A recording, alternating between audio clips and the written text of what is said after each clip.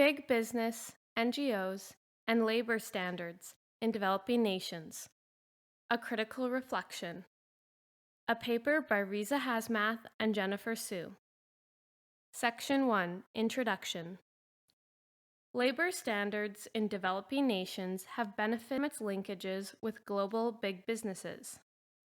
However, revelations in the 1990s by non-governmental organizations, NGOs, that many global corporations operating in developing nations engaged in sweatshop labor have marred the talk of improving labor standards.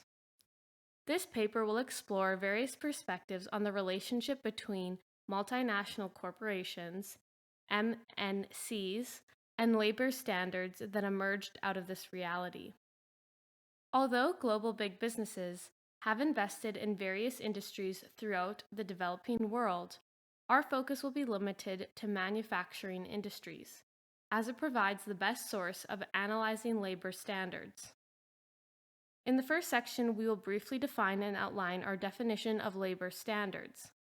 This will be followed by a critical analysis of the linkages between MNC practices and labor standards in developing nations. Here, specific attention will be paid to the role of wages, foreign direct investment, FDI, and the organization of the global supply chain and its effects on labor standards. We will see in the third section that since the 1990s, NGOs, particularly in the North, have launched intensive campaigns attacking various MNCs on their labor standard records.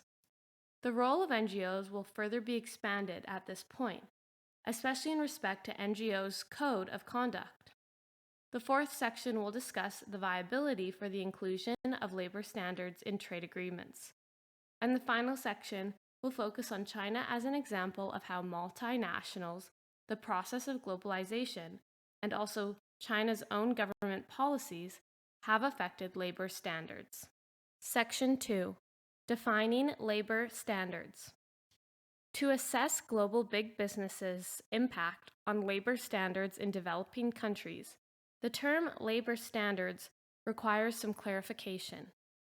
The international community often refers to the International Labour Organization's ILO 1998 Declaration on Fundamental Principles and Rights as Work as the yardstick for measuring labor standards. The declaration refers to 1. Freedom of association and the right to collective bargaining. 2. The elimination of forced and compulsory labor. 3. The abolition of child labor. And 4.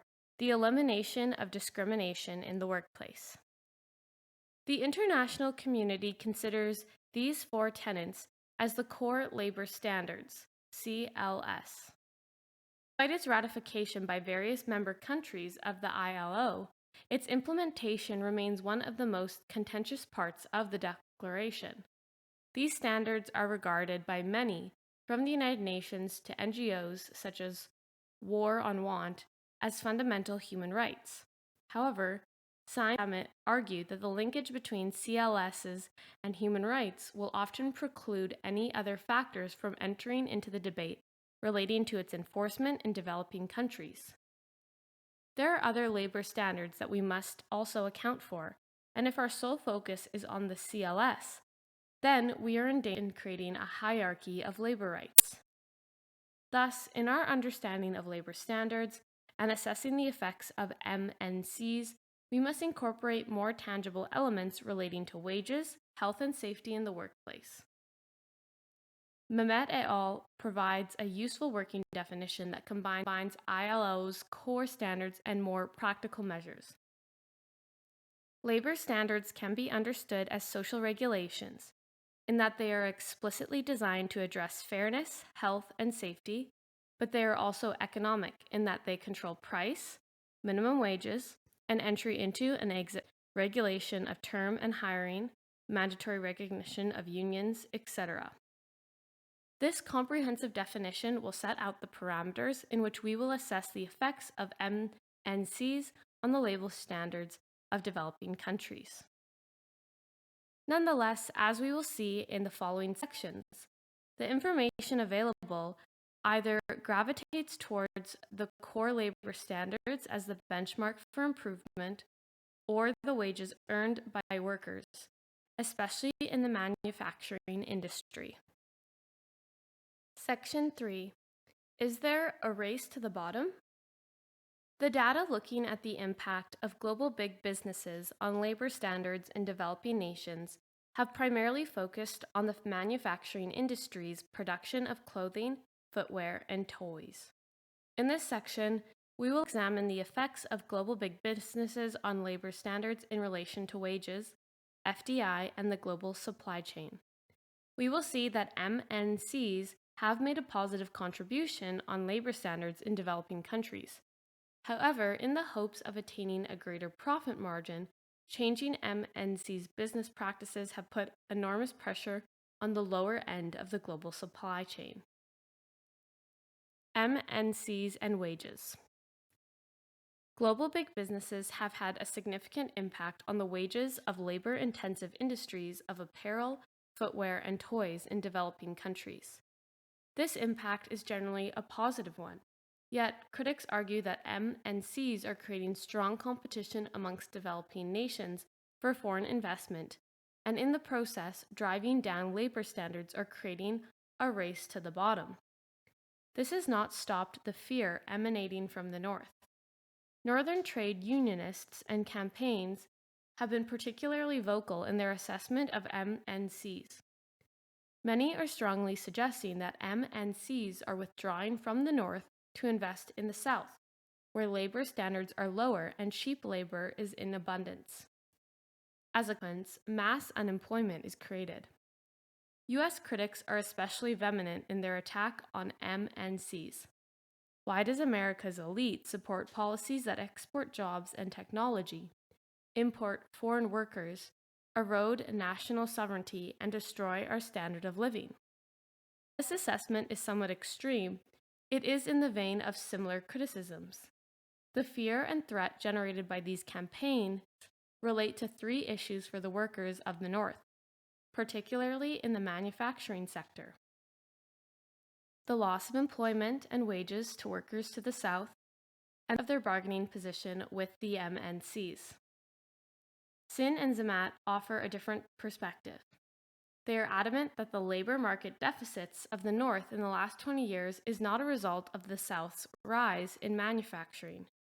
Rather, it is the internal developments, such as economic and technological changes, that have largely affected the de-industrialization of the North. Similarly, Slaughter and Swagel concluded that while the North has experienced growing unemployment, the causation cannot be squarely allocated to that of outflows of capital and increasing trade competition from the South. This is contradicted by the historical evidence that free trade and the mobility of labor and capital improve global welfare and tend to improve national welfare for all countries involved. We can therefore see that the correlation between MNCs and the labor market deficits of the North is slim. Moreover, the race to the bottom between the North and the South cannot be leveled against MNCs or even that of the South in such a haphazard fashion. Nonetheless, the debate has now shifted to that of MNCs driving the labor standards down within Southern countries. The argument is that MNCs are pitting developing nations against each other as they fight for the investment of the global big business.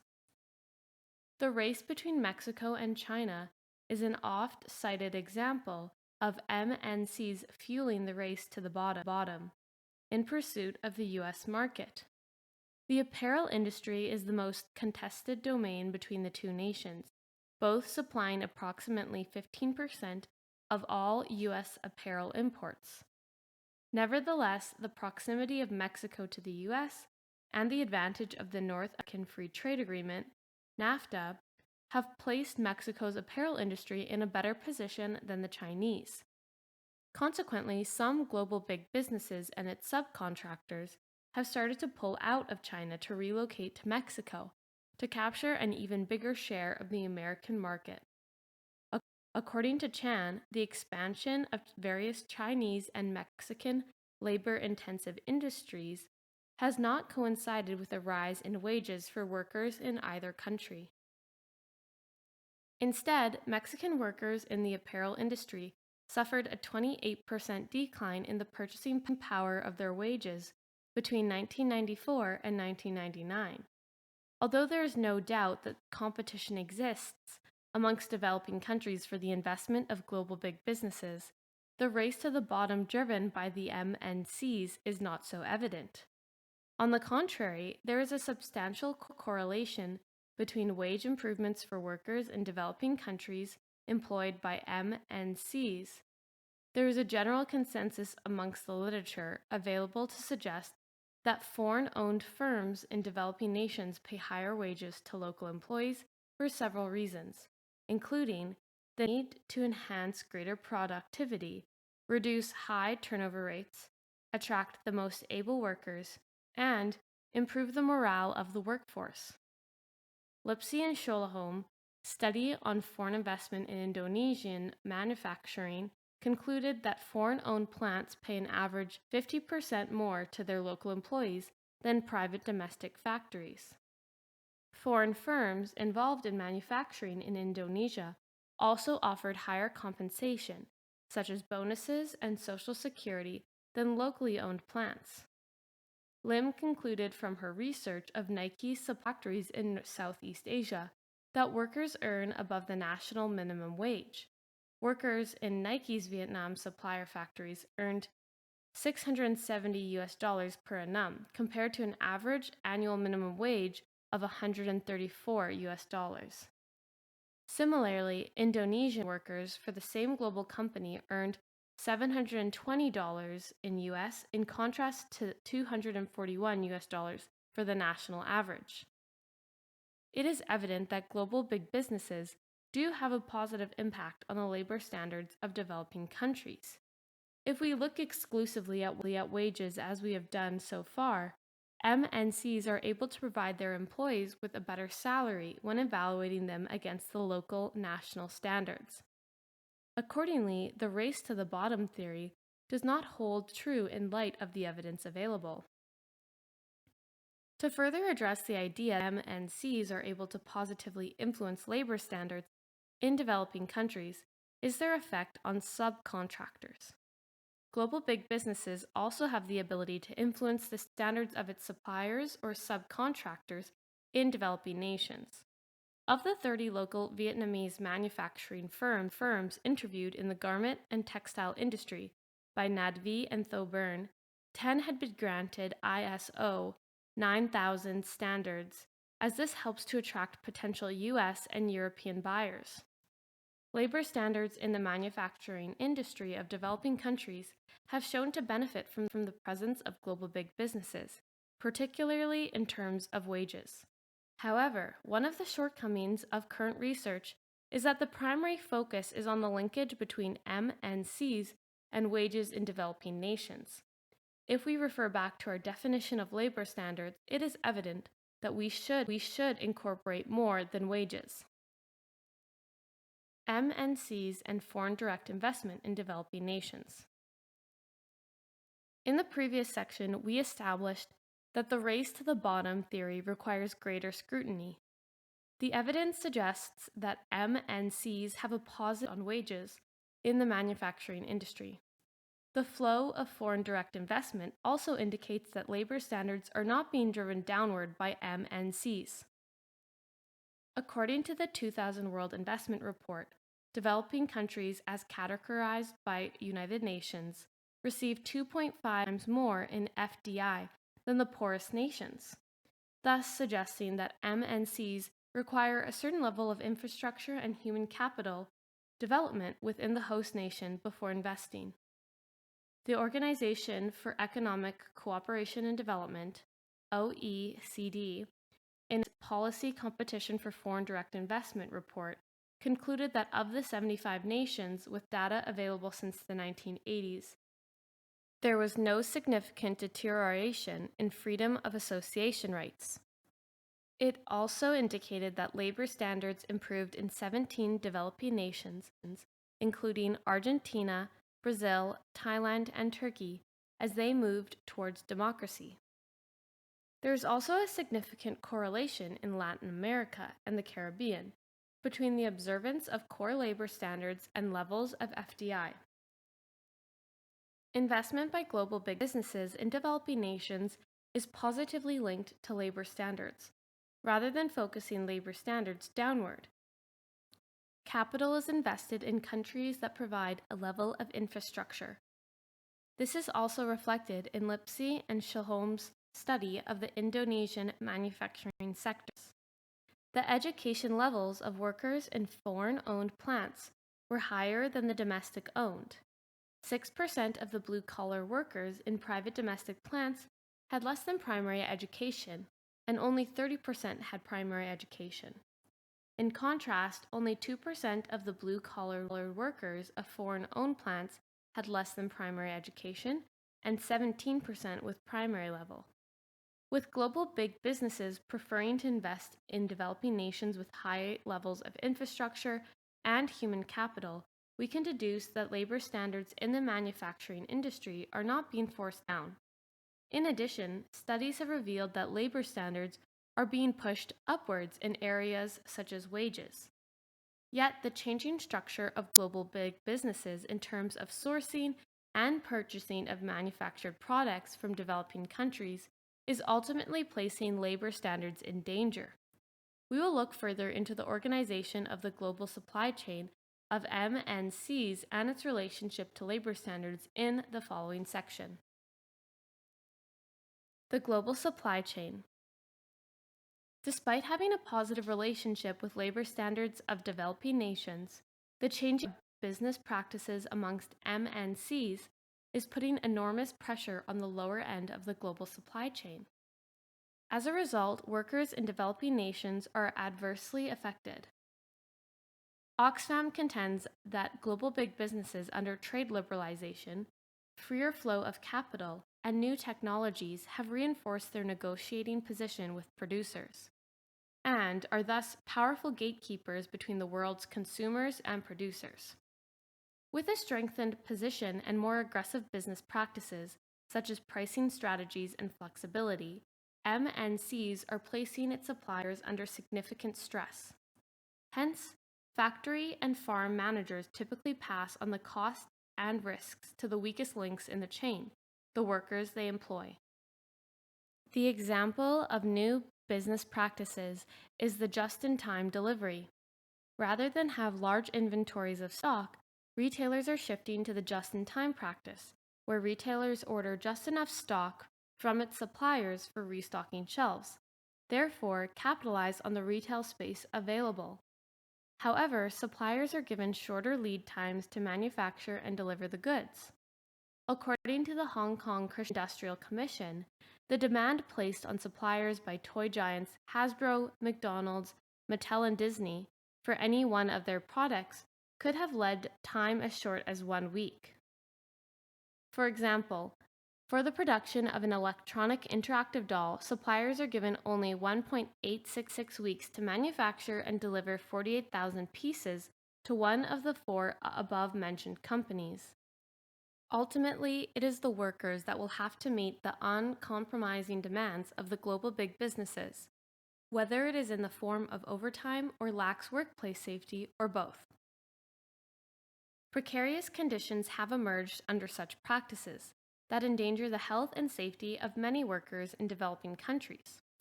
Moroccan workers for producers of the Spanish department store El Corte Inglés are expected to work 12 to 13 hours a day during peak season, with many reported to suffer from exhaustion, eye strain, and other health-related problems. Labor standards have suffered and will continue to do so until companies recognize that their own sourcing and purchasing practices are one of the root causes of poor labor standards. They will not resolve the problems in their supply chain. Such condemnation is seemingly contradictory to the fact that global big businesses have a positive role to play in the labor standards of developing countries. It would be erroneous to dismiss the claims of the various voices within the debate as each has its merit. Whether they represent the truth is not the question, but of greater significance is that it shows the improvement of labor standards requires the input and action of various stakeholders. As we have recognized, the global big business is a major player and has shown its ability to improve labor standards in the manufacturing industries of developing nations. Also, what has emerged is the role of the NGO sector. Organizations such as Oxfam have shown themselves to be monitors of MNC's business practices in developing countries. In the next section, we will evaluate the rise of NGOs and their part in the improvement of working standards in developing countries. Section 4. The Impact of NGOs.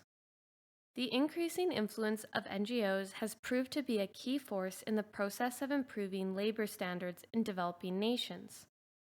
In this section, we will explore the rise of NGOs and examine their function. The adoption of codes of conduct amongst global big businesses indicates a new trend of NGOs and MNCs working together to alter working conditions in developing countries, and we will seek to better understand this relationship. The role of NGOs and collective activism. NGOs since the early 1990s have played an increasingly prominent part in highlighting the linkages between MNCs and labor standards of developing nations as an issue of concern. In response to the 1990s revelations of MNCs engaging directly or indirectly with sweatshop labor and workers operating in poor working conditions with minimal pay, Western NGOs have campaigned for their abolition. Campaigns were created and targeted at consumers of the West to raise awareness and simultaneously pressuring MNCs to improve business practices in developing nations, especially in the labor-intensive manufacturing industries, where sweatshops tend to proliferate. One such campaign is the Clean Clothes Campaign, CCC, established in 1990 in the Netherlands, responding to the poor working conditions of Filipino garment factories producing for a Dutch clothing company. In the 14 years of its inception, the CCC has spread to 10 other European countries, forming a coalition of NGOs and trade unions. Its overarching goal is improving working conditions in the industry and empowering workers.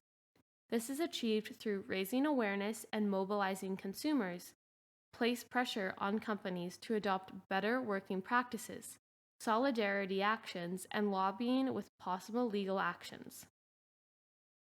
A current campaign attempting to maximize on the international media is the Play Fair campaign, targeting sportswear companies and the International Olympic Committee in the run-up to the 2004 Olympics.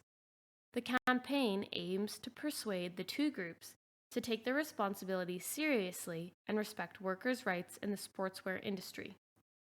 Such campaigns rarely make a direct impact on the labor conditions of workers in developing countries.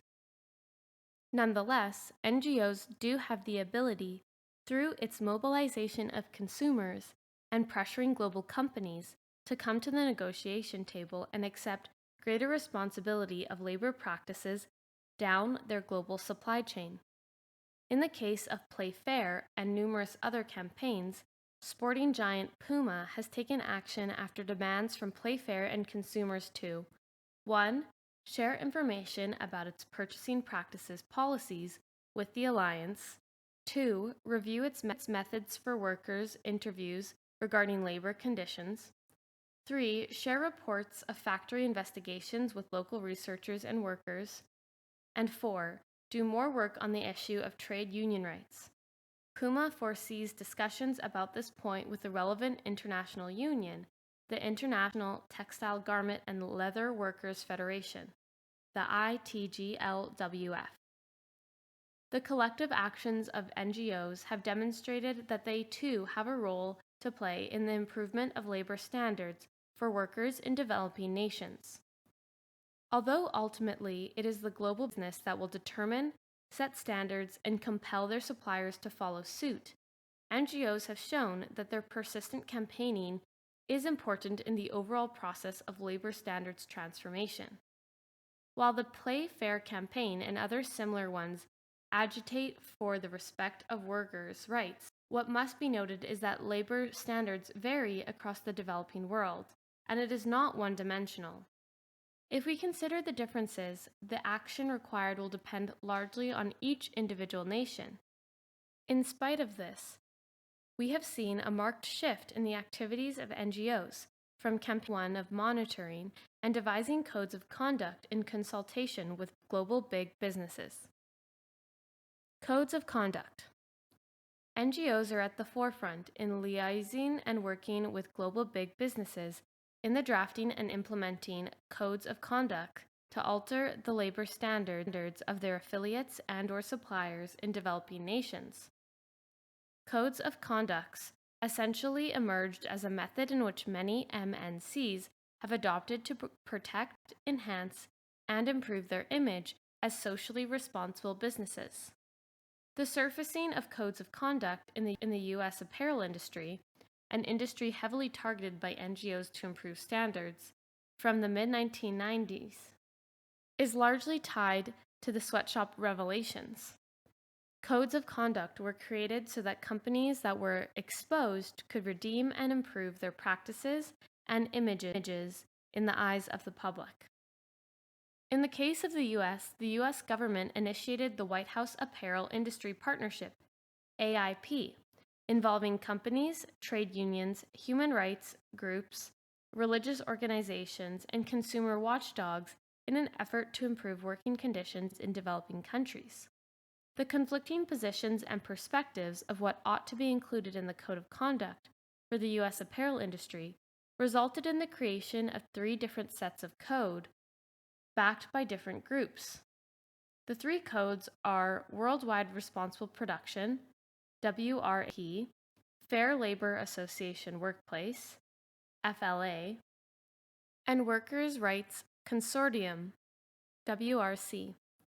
While all 3 codes set out similar standards for U.S. apparel companies to implement in their affiliates and supplier factories, their differences lie in the classification of overtime or living wage, amongst other discrepancies.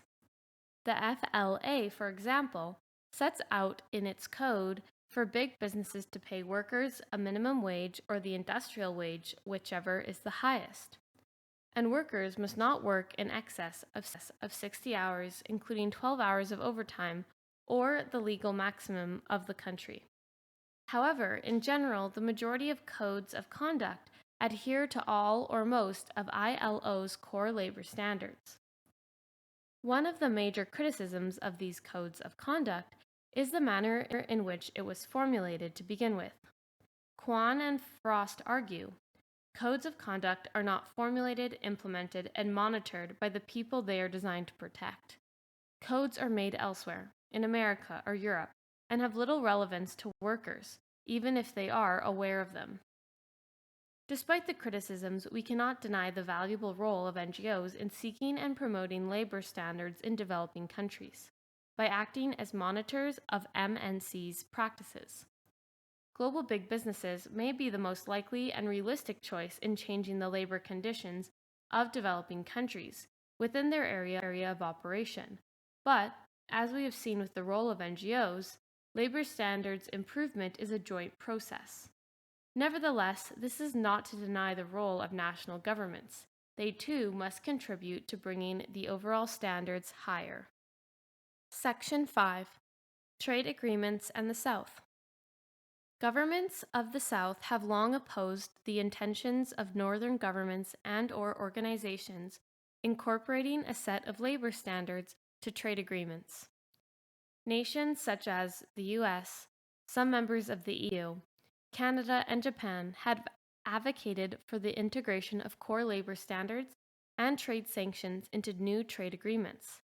These intentions were made explicit in the 1996 World Trade Organization WTO Singapore Ministerial Meeting and the 1999 WTO Seattle Ministerial Conference. Developing nations vehemently objected to any notion of implementing labor standard conditions into international trade agreements, and claimed that it was overloaded with imperialism from the North. Labor markets and standards, as we have mentioned in Section 4, vary across developing nations. To further explore this idea, Sin and Zamet argue that the segmentation of developing nations' labor markets makes the wholesale adoption of CLS economically unworkable. In the mid-1990s, approximately 15% of the labor force in developing countries were formally employed. Therefore, only this portion could effectively see a realization of CLS. The remainder of the workforce were involved in agricultural or urban informal employment. Rather than force CLS upon all developing countries through international trade agreements, with the potential of hurting their economies, standards will progress in line with economic and social development. Also, if we considered the development paths of the US and Western Europe, history shows that as real incomes moved up, working conditions improved too. Achievements in these nations were not made by economic growth alone, but with government and broad-based public support. We do not even have to look that far back into history. The development experience of the East Asian nations, including Taiwan and South Korea, provides evidence that with a strong government in promoting economic and social development, labor standards will improve. The formation of unions and a high percentage of the workforce unionized is indicative of this. Trade unions were banned in the early stages of the Taiwan's and South Korea's industrialization. However, since the 1980s, 40% and 17.2% of Taiwanese and South Korean workers, respectively, participated in trade unions.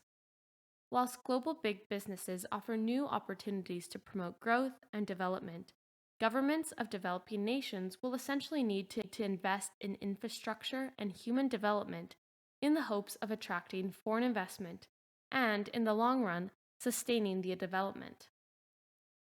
As Stern concludes with accuracy, in the final analysis, there is pervasive historical evidence suggesting that as developing countries achieve higher levels of per capita incomes and in the process institute proactive social policies, conditions of work and workers' rights can be significantly improved. Section 6. The China Case. China's embrace of globalization as seen in its succession to the World Trade Organization and the flood of foreign direct investment into various sectors of China's economy has generated both concern and optimism for those working in the most labor-intensive industries. However, China's acceptance of globalization and of labor standards that are seen as a detriment to its own workers has affected the living standards of those beyond its borders. This section will consider the impact of China's globalization on an international scale, as this will provide a holistic outlook, as talk of labor standards is often distorted. Nonetheless, in looking at China's labor standards, the role of the trade union, namely the All China Federation of Trade Unions, is vital if attention is to shift to improving standards. A recounting of grim working conditions in China's manufacturing industry is not the goal of this section.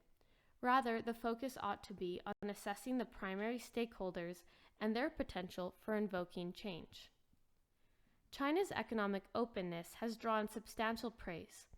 Observers such as Overholt in his address to the U.S.-China Economic and Security Review Commission in 2005 extolled in China's economic policies.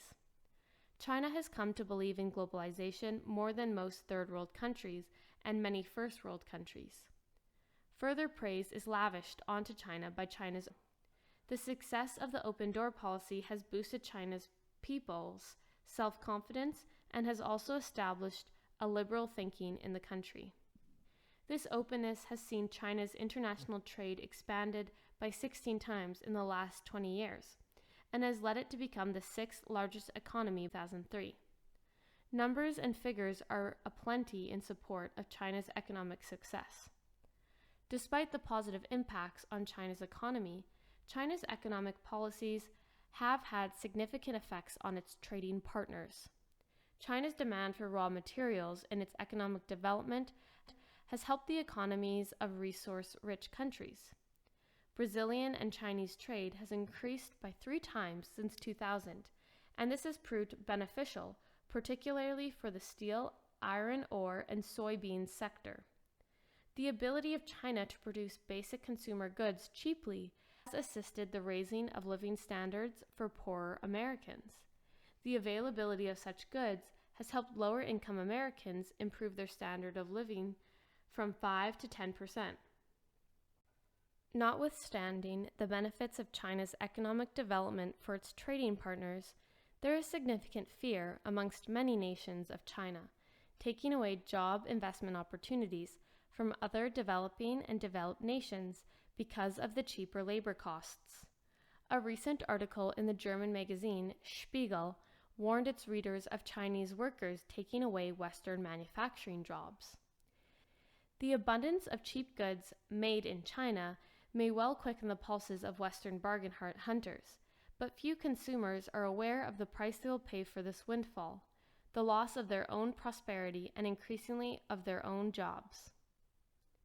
Indeed, China's economic openness has created greater wealth for the country and for its citizens as a whole, but the standards in which Chinese workers face in the manufacturing industry should raise concerns.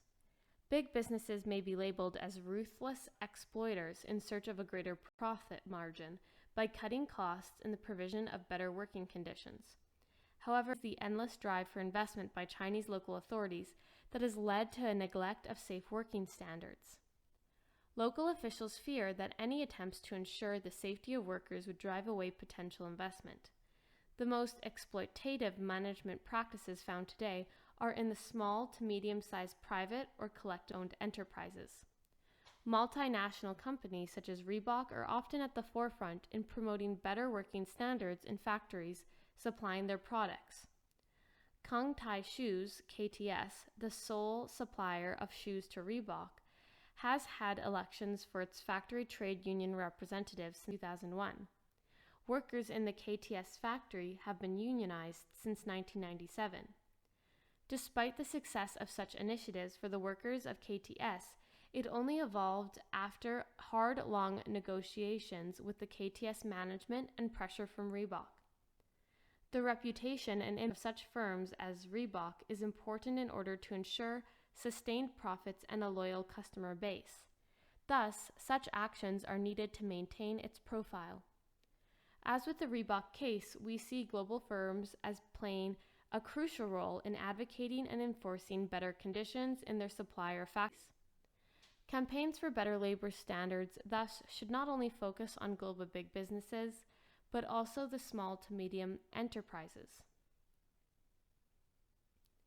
Although the All China Federation of Trade Unions, ACFTU, is meant to represent Chinese workers, its co-optation by the state has meant little effectiveness in terms for advocating for its members. The ACFTU has been accused of sympathizing with management practices of abusing workers' rights. The lack of ACFTU representation for workers during strikes or unrest is concerning, no matter how legitimate workers' claims might be. The Hong Kong-based China Labor Bulletin is particularly critical of the ACFTU's passive nature, getting workers back to work as soon as possible, regardless of whether or not their demands have been met. The organization has always been at its most effective at wrecking workers' independent struggles. Facing a membership crisis in the late 1990s, ACFTU tried to restructure itself and reestablish its presence by having branches in enterprises of the booming private sector. However, the resistance of the local governments made this mission very difficult, for fear that it might deter foreign investment. As a result, less than 30% of foreign-owned factories in Guangdong have an ACFTU representative. Unable to collectively bargain and with little representation from a docile ACFTU, China's workers from the rural regions are no longer flooding into southern provinces such as Guangdong as previously in search of work. Many have chosen Shanghai, where the wages and working conditions are slightly better. It is estimated that 100,000 low workers are required in China's southern export regions to fulfill demands. According to Chan, this can be still considered as a workers' initiative in protest against the conditions. The rural population of China, without organizing themselves, are engaging in a form of spontaneous collective action and initiating changes in China's macro labor market. In this sense, from the poor work conditions, something positive is being generated. Nonetheless, the need for a more active ACFTU is essential if the long-term goal is to promote better working conditions in the manufacturing industry. The ACFTU, as the only legal body that represents some 103 million members, in more than 586,000 primary trade union organizations, it has the potential force to start advocating on behalf of its members for basic conditions, such as the payment of severance wages. Yet, another factor in this situation is the desire and drive of local authorities. The willingness of ACFTU to establish branches in foreign-owned factories is thwarted by local governments. The contestation of interests between various government institutions is one that will be difficult to resolve. In spite of this, the ACFTU, along with multinational firms, can play an effective role in the process of improving labor standards. Section 7. Conclusion. Global big businesses are a powerful force in improving the labor standards of developing nations. However, their influence is largely limited to the area of their operation. Thus, the effect on the overall standards of the nation will only be minimal. As we have seen, the role of NGOs are equally important, as they have established themselves as monitors of MNCs and their business practices in developing countries. Notwithstanding, it would appear that economic growth is essential in propelling the economies of developing countries and, in due course, effective labor standards. By investing in sound national economic and social policies that create viable infrastructure and human capital, global big businesses and their investments will follow suit. But is it really about economic growth and foreign investment? Are these really the definitive factors in inducing better labor standards? Paul Krugman seems to think so. Bad jobs at bad wages are better than no jobs at all. While this may be the crude truth, is it morally acceptable? Marx and Engels over 150 years ago wrote with such potency and foresight. These laborers, those who worked in the factories of the bourgeoisie, who must sell themselves piecemeal, are a commodity like every other article of commerce, and are consequently exposed to all the vicissitudes of competition, to all the fluctuations of it. The reality of their times, the 1850s, still holds true for today. This paper has attempted to illustrate that global big businesses have a central and powerful role to play in improving labor standards. However, whether global big businesses are good for the development of developing nations is another question.